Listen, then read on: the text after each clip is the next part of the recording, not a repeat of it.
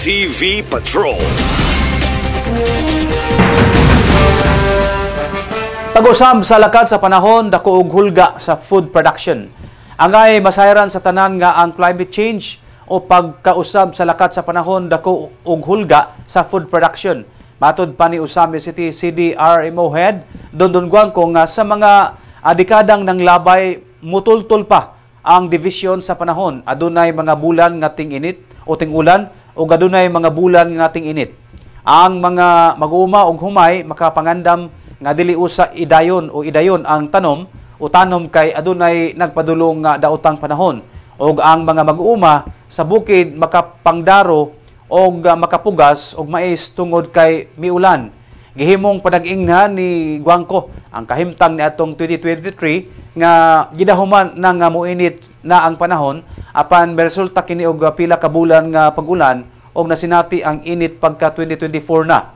Hinon pinaagi sa bag-ong kahimanan og pagtuon sa mga eksperto sa gobyerno gipanikamutan nga ma-adapt o masagop sa tao ang bag-ong environment og inobasyon sa mga bag-ong teknolohiya aron sa tuyo nga bisan sa hulga sa panahon dili maapektuhan ang produksyon sa mga pagkaon dugang pa ni Guangco.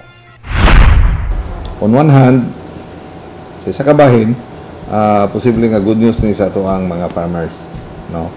Because ang atong farmers kaya kanunay yung katanaw na kung sa lakat sa panahon because ang timing sa ilang pagpananom diha man magdepende. So we hope nga okay ra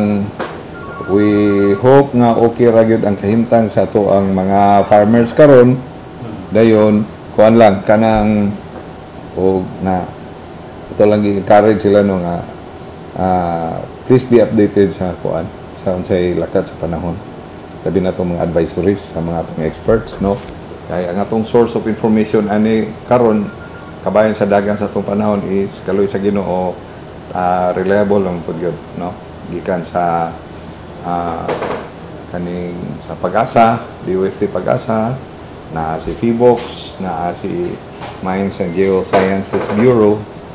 So kana at least kung mo lingit-lingit as itong palibot, mas taas ang chances nga nakasabot ag unsa na ni karon, no? Kung mingon ta karon nga transition period ni gikan sa ulan-ulan ngadtos init-init. At least sa tobacco farm mines natin idea, no, nga kundi mo na ni siya mo na ni kung na magay anomalies like kusog ang ulan or kwan mo na siguro giingon lang ni global warming or climate change, no, ang pag-usab sa kinatibok ang klima sa tibok kalibutan.